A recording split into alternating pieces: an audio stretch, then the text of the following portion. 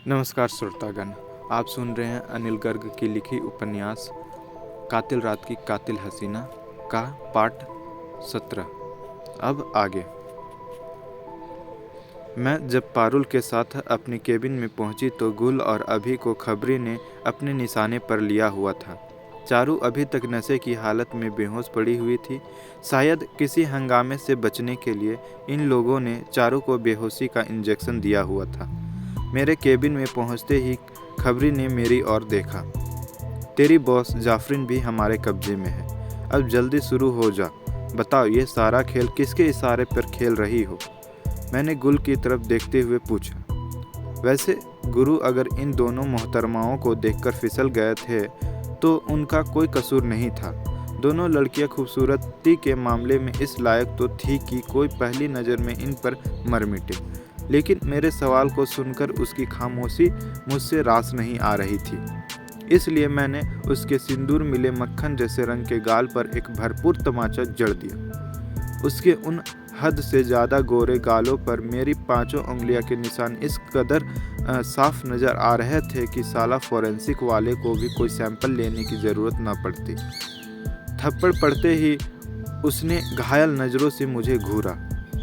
अब बोल भी दो मेरी जान, या मार मार के तेरे थोबड़े का कलर चेंज कर दूं। मैंने उसकी तरफ देखते हुए इस पर प्यार से पूछा। क्या बोलूं? गुल के मुंह से अपुष्ट से शब्द निकले। इस लड़की को तुमने किडनैप किस के कहने पर किया है और इसके साथ क्या करने वाले हो? और मेरे सामने कामरन का नाम मत लेना, क्योंकि मुझे पता है कि कामरन नाम का कोई बंदा नहीं है। मैंने अपने सवाल को विस्तार से दोहराया। ये तुम्हें किसने बताया कि कोई कामरन नहीं है?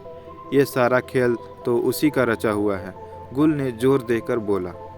जाफरीन सब बात बता चुकी है। ये तुम तीनों का प्लान था इस लड़की को गायब करने का। बस इतना बताओ कि गोवा ले जाकर इसके साथ क्या करने वाले थे? मैंने फिर से पूछा। कुछ नहीं करते, इसके बाप से फिरौती की मंडवाली करते। 10 करोड़ लेने का प्लान था, गुल ने लापरवाही भरे स्वर में बोला। अगर फिरौती के लिए ही इसका किडनैप किया है तो एक हफ्ते में एक बार भी इसके बाप को कोई कॉल क्यों नहीं किया? मैंने वाजिब सवाल किया। पहले हम इसे लेकर मुंबई से बाहर निकलना चाहते थे, उसके बाद इसके बाप से कोई बात करना चाहते थे। गुल मुझे बरगला रही थी। मैं उसका जवाब सुनकर मुस्कुराई। फिरौती मांगने के लिए मुंबई से बाहर जाने की क्या ज़रूरत थी? वो तो तुम यहाँ रहकर भी मांग सकती थी। मैंने फिर से अपनी बात को दोहराया। हम मुंबई में रहकर कोई खतरा नहीं उठाना चाहते थे, क्योंकि मुंबई में इसके बाप की पहुंच बहुत ऊंचे लेवल तक है। गुल के पास मेरे हर बात का जवाब था। मुझे तो इस लड़की को गोवा ले जाने के पीछे कोई और ही कारण लगता है। जाफरीन ने बताया है कि तुम लोग इस लड़की को किसी और को सौंपकर इसकी कीमत वसूलना चाहते थे। मैंने बोला। तुम झूठ बोल रही हो। जाफरीन ऐसा कुछ बोल ही नहीं सकती, क्योंकि ऐसा कोई प्लान ही नहीं है। गुल अभी तक अपनी बात पर अडिग थी।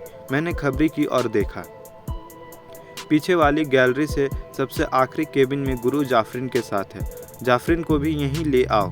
मुझे नहीं लगता कि इस जहाज पर इनका कोई और सुरमा है। अगर होता तो अभी तक हमें घेर चुका होता। मैंने खबरी को बोला। खबरी मेरी बात सुनते ही तेजी से उस केबिन से बाहर निकल गया। अभी को अब पारुल ने अपनी पिस्टल के निशाने पर ले लिया था।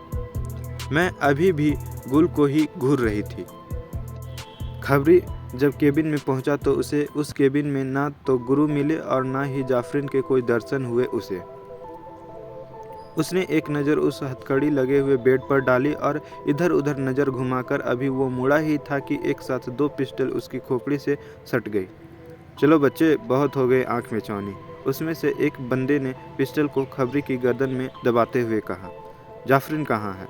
हमें तो बताया गया था कि वो इसी केबिन में मिलेगी।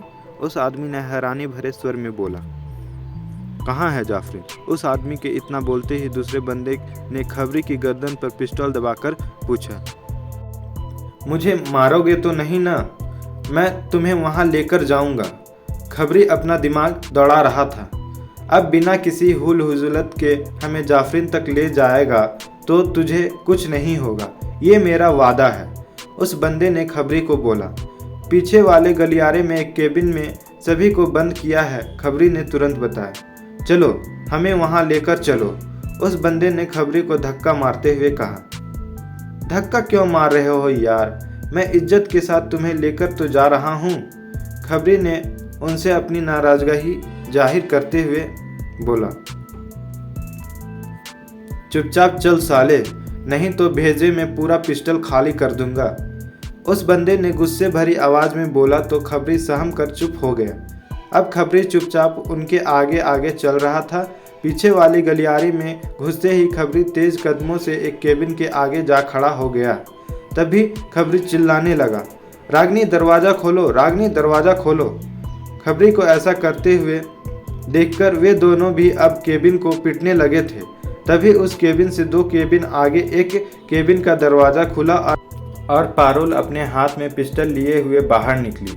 जैसे ही खबरी ने पारुल के हाथ में पिस्टल देखी, उसी वक्त खबरी ने 1 सेकंड के सावे हिस्से में से भी कम समय में अपनी पिस्टल को निकाला और अपने साथ वाले बंदे की कनपट्टी पर लगा दी।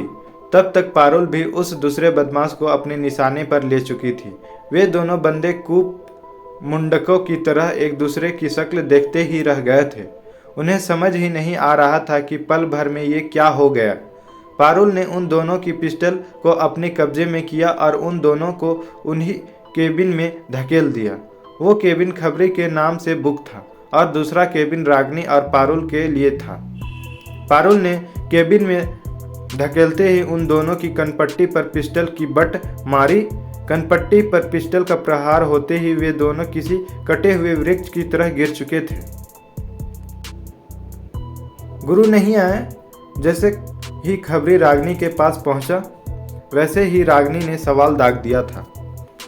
उस केबिन में कोई भी नहीं था, लेकिन जैसे ही मैं उस केबिन में के पास पहुंचा, उसी समय मुझे ये 2 लोग ने घेर लिया था। खबरी ने जो खबर दी थी उसके मुताबिक गुरु अनुज किसी परेशानी में पड़ चुके थे।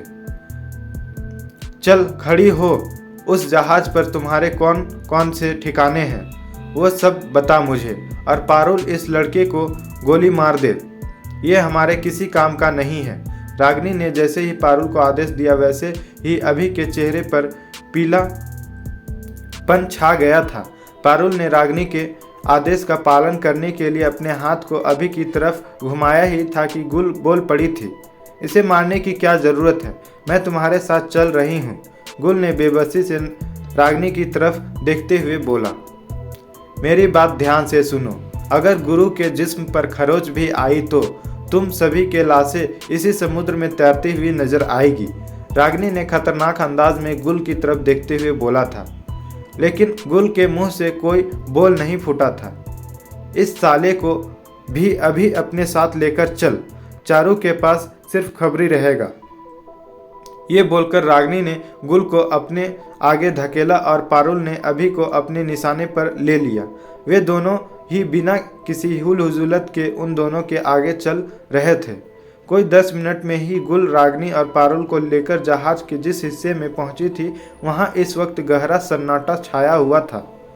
समुद्र को रात की कालिमा ने अपने आगोश में ले लिया था और समुद्र के पानी तक का रंग अब बदल चुका था।